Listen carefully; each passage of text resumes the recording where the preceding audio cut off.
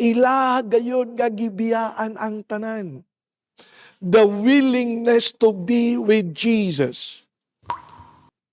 Kini si Father Joseph Intig, ang makiguban kaninyo, nini atong pamalandong sa Ebanghelyo karong adlaw.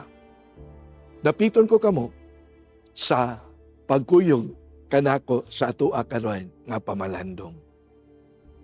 Nindot kaayo ang gihulagway sa atoang Ebanghelyo.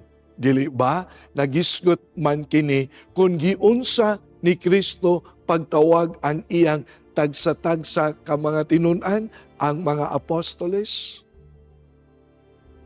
Giduol, gisangpit ang ilang tagsa-tagsa ka mga ngalan sa iyahang pagtawag sa kadausa kanila. Naghulagway nga ang tawag ni Kristo is really a personal touch, personal call, kay ang kadausa kanila adunay gyoy gitagaan og dignidad sa ilang pagkatao.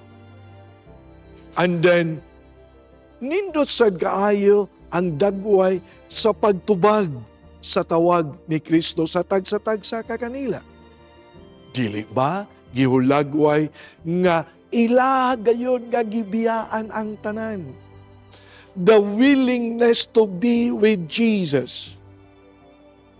Gibiyaan nila ang ilang kalibutanon nga kinabuhi, and then nakig-uban sila ni Kristo aron usab mapurma ang ilang kaugalingon nga pinasubay gayud unsa ang kabubuton sa Dios, unsa ang misyon sa Dios, unsa ang gusto sa Dios nga mahitabo nga nganong gitawag sila ug nganong sila gayud ang gitawag.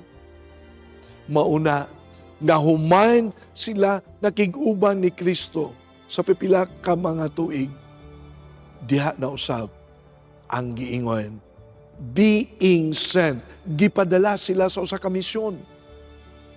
Sa ato pa, ang tawag sa pagkatinunan mao ang tawag sa pakig-uban ni Kristo, pakigkuyog ni Kristo, and then paghimo usab sa misyon diha usab sa kabubuton, sa gusto nga mahitabo sa Dios.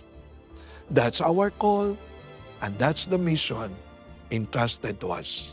Ato ni pamalandungan, o atong dalhon sa atong kinabuhi, isip tinunan ni Kristo.